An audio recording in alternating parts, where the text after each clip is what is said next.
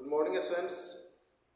आप सबों का सीखो इंग्लिश चैनल में बहुत बहुत स्वागत है। आज मैं आप लोगों को बताने वाला हूँ कैसे मैचिंग टेस्ट वाले क्वेश्चन को सॉल्व करना है। और ये क्लास 12 इंग्लिश के लिए बहुत ही इम्पोर्टेंट रहता है। इसमें 2 मैचिंग टेस्ट पूछा जाता है। क्वेश्चन नंबर 6 पर रहता है, ए से लेकर के एफ तक क्वेश्चन रहता है, A B C D E F, जिसमें 2 मैचिंग टेस्ट रहता है 5 मार्क्स का। 2 मैचिंग टेस्ट आपका रहेगा, 5 नंबर का रहेगा, 10 नंबर तो पता हो जाएगा। इसके लिए क्या करना होगा, आपको इंग्लिश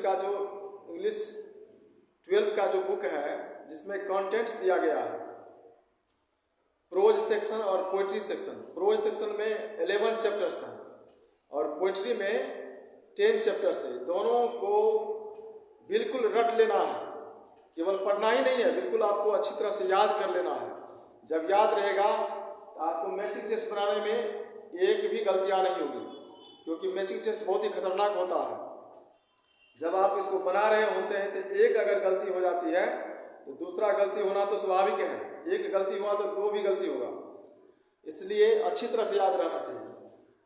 क्वेश्चन नंबर 6 पर 2 मैचिंग टेस्ट रहता है और एक लॉन्ग क्वेश्चन आप कवर कर लेंगे।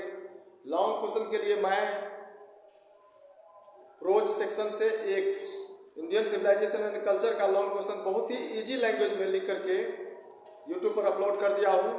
आप लोग जाएंगे @सीखो इंग्लिश 101 पर, उसमें आपको मिल जाएगा। और पोइट्री सेक्शन का भी sweetest love I do not go भी मैं लॉन्ग क्वेश्चन अपलोड कर दिया हूँ, उससे आप लोग देख लीजिए। निश्चित रूप से दोनों में से एक तो रहेगा ही रहेगा और बाद बाकी तो मैचिंग टेस्ट बना लीजिए। इजी वे में आपको 15 नंबर फिक्स हो जाएगा।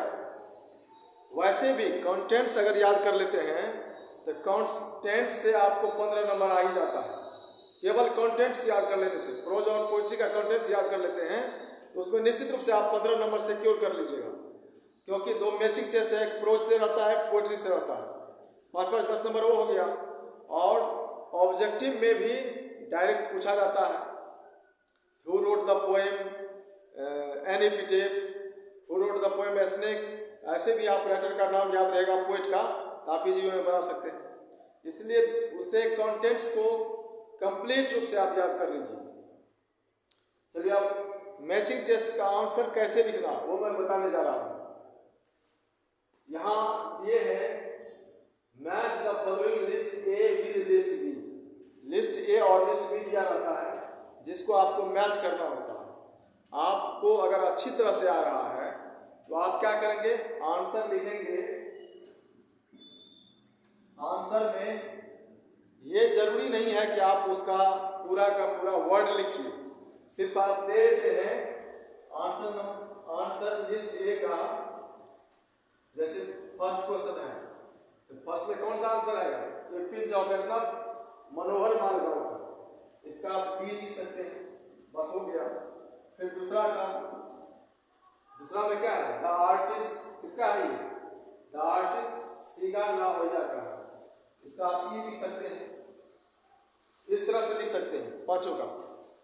अगर और एक दूसरा तरीका ये है कि आपको अगर अच्छी तरह से याद है, या तो आप ये लिखिए, लिस्ट ए दे दीजिए और ए पिंच ऑफ एक्शन, और उसके सामने सामने जो आंसर होगा, जैसे ए पिंच ऑफ एक्शन मनोहर मालगांवकर का है, जस्ट सामने सामने एरो साइन दे करके डी दे करके मनोहर मालगांवकर लिख दीजिए।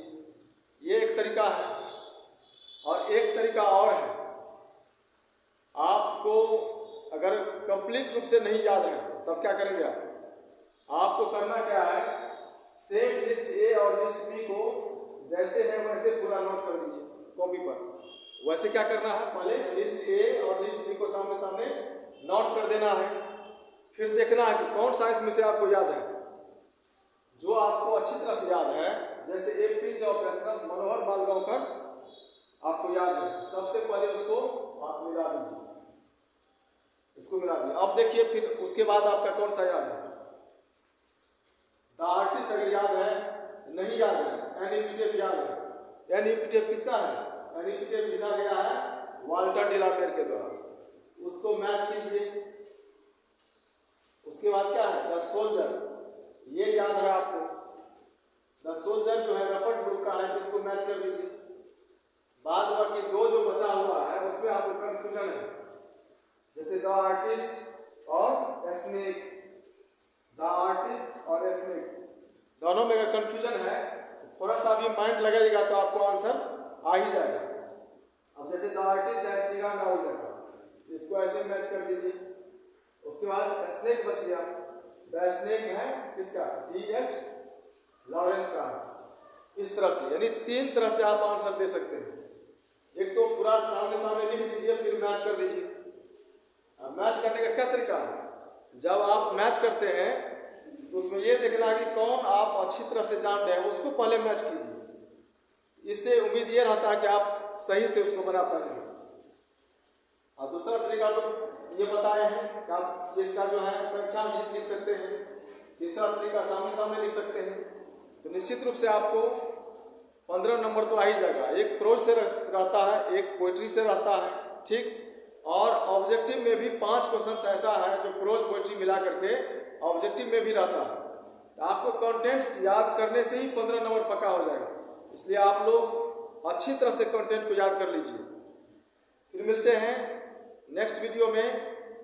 आप लोग इस चैनल को सब्सक्राइब कीजिए, लाइक कीजिए और कमेंट कीजिए। Thank you very much.